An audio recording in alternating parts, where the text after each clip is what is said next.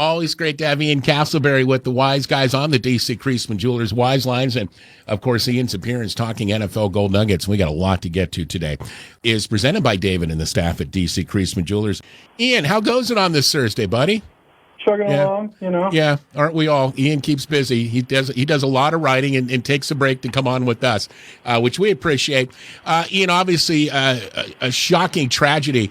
Former NFL player Philip Adams, who played his college football at South Carolina State and had I think a 4-year NFL career. He killed 5 people today, including a prominent doctor who lived not far from his parents' home. The doctor, his wife, 2 grandchildren. Oh my goodness.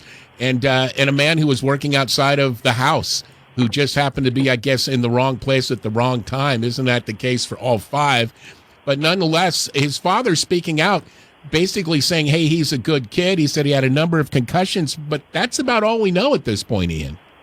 Yeah, speculation, of course, would be that, if Philip Adams suffered a lot of concussions or several concussions during his NFL career, that maybe he suffered some traumatic brain injury that would lead to CTE. But we won't know that until even after an autopsy, unless the Adams family submits the brain, to be examined. Unfortunately, you can't diagnose CTE until post-mortem because the brain has to be dissected to find indications of it. But it is certainly an example of what we think is an example of the toll, the physical toll and the mental anguish that a football career can cause. But again, we don't know this for sure. Maybe Philip Adams had other issues, but what his father said certainly seems to indicate that he thought that concussions and possible brain injury led to this behavior. So sad. Dr. Leslie, who he and his wife, he was well regarded in the community, started a medical center in Rock Hill, a pillar of the community. And again, not sure why. And he was Adams's doctor, so there's just a lot of confusion here, a lot of grief going on as well. We'll keep up on this as we get more information. I'm hopeful that Adams's family, and I think by the way they're talking, they will donate his brain for research on this, and because it's going to be important to know what caused this, and if CTE did cause this, okay. If not, then you rule that out. This is I just had a thought that, maybe I shouldn't even say this, but we don't know where Adams shot himself.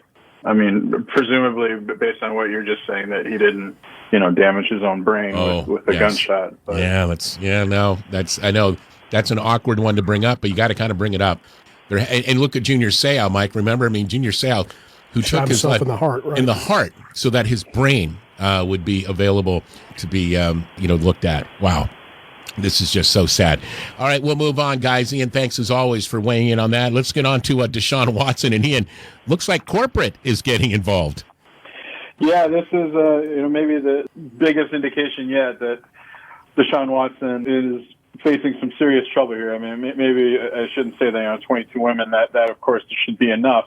22 women filing lawsuits, and then if anybody saw the press conference from one of the victims earlier this week, that was certainly troubling to listen to, and she's obviously been traumatized by what she's alleging against Deshaun Watson. But in terms of Watson's career and his future, for Nike to suspend an endorsement deal with Deshaun Watson, that is certainly notable. Beats by Dre, a popular headphone brand, they've terminated their deal with Watson.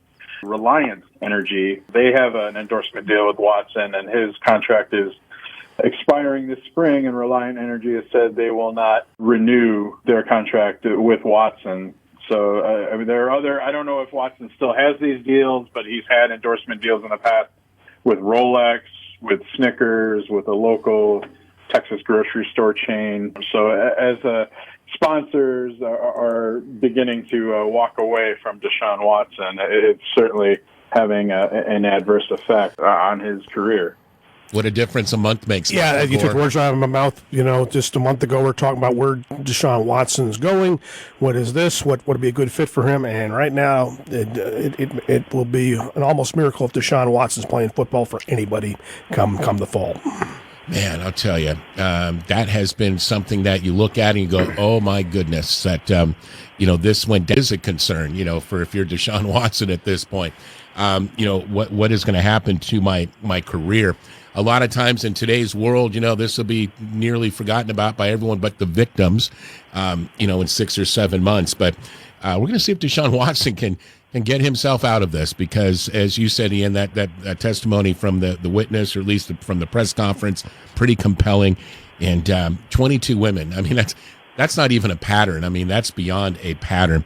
We'll see where this one continues to go for sure.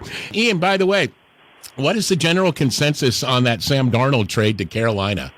The consensus seems to be that the Panthers made a good deal here. Darnold still has considerable upside here. He's going to be 24 years old in June.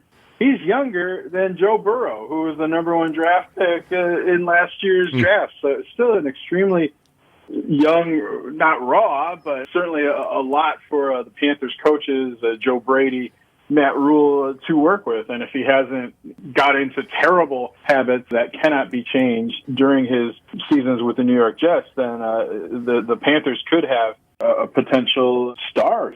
If, he still has the potential that, when he was the number 3 pick coming out of USC, still has great arm strength, his decision-making and his ability to see the field has been in question, but how much of that is coaching, how much of that is personnel?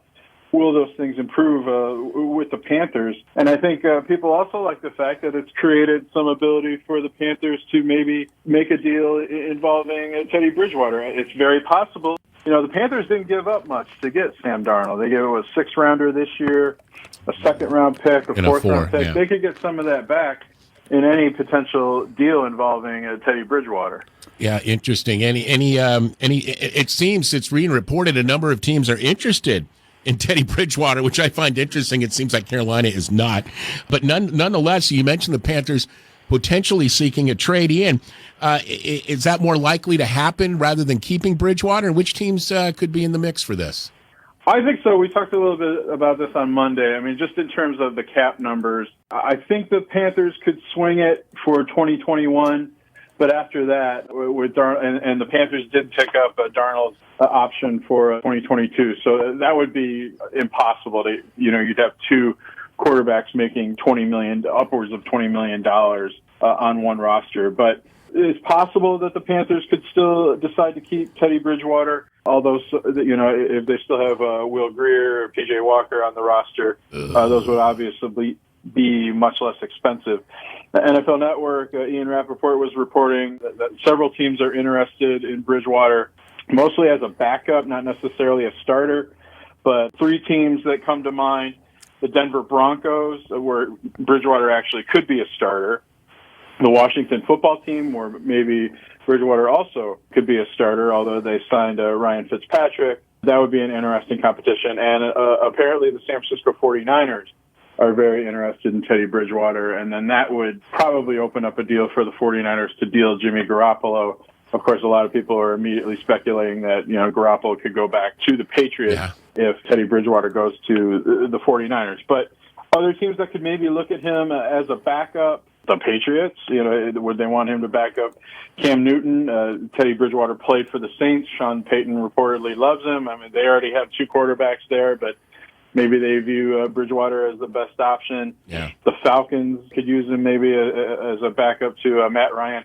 And then another option, which Teddy Bridgewater probably wouldn't play much, but it would certainly be great insurance for this team, the Tampa Bay Buccaneers. Oh.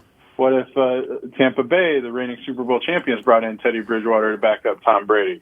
That's not fair. That would not be fair, man. Have a solid backup like that, Mike. Mike, where do you think this is going? A trade?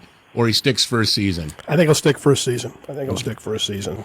It depends on what offers are going to be out there for starters. Yeah, and the Panthers aren't going to give him away. And getting back to Deshaun Watson, obviously he's not going anywhere. He might be going somewhere, but it's not to another team. But so that could open obviously something up for him. So Interesting times, but give the Panthers credit for trying to do something. Absolutely. I think the fact that they went for Darnold tells us, like, they're looking at this Deshaun Watson case and going, yeah, this is going to be going on for a while. We need to move on. As Ian Castleberry joins the Wise Guys, it's our NFL Gold Nuggets feature for this Thursday, presented by DC Creasman Jewelers. And Ian joining us on the DC Creasman Jewelers Wise Lines. It's all DC all the time when we talk NFL. Ian, also, too, word on the street is that the Falcons are open to trading the number 4 pick, which some analysts were thinking that they may use on one of the quarterbacks, but that's got to be good news for Matt Ryan. Well, there's some reporting that the general manager of the Falcons wants to draft a quarterback, but the new coach that they hired, Arthur Smith, he thinks Matt Ryan has 2 to 3 years left in him, and Matt Ryan is signed through 2023. But if the Falcons, wanted to save money, they could cut him after 2020 to save some money. They wouldn't have as big a cap hit than they would if they held on to him.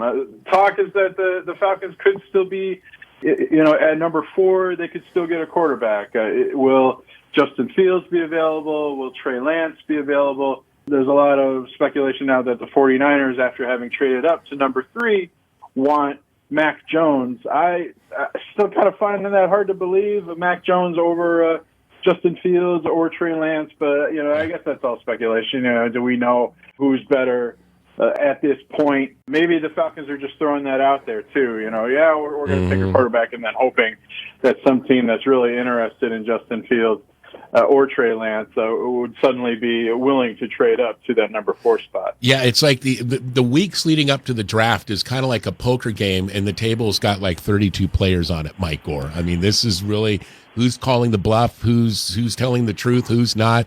It's all, it's all in the eyes, really. It's all in the trickery of it, but we're starting to see that now, it looks like.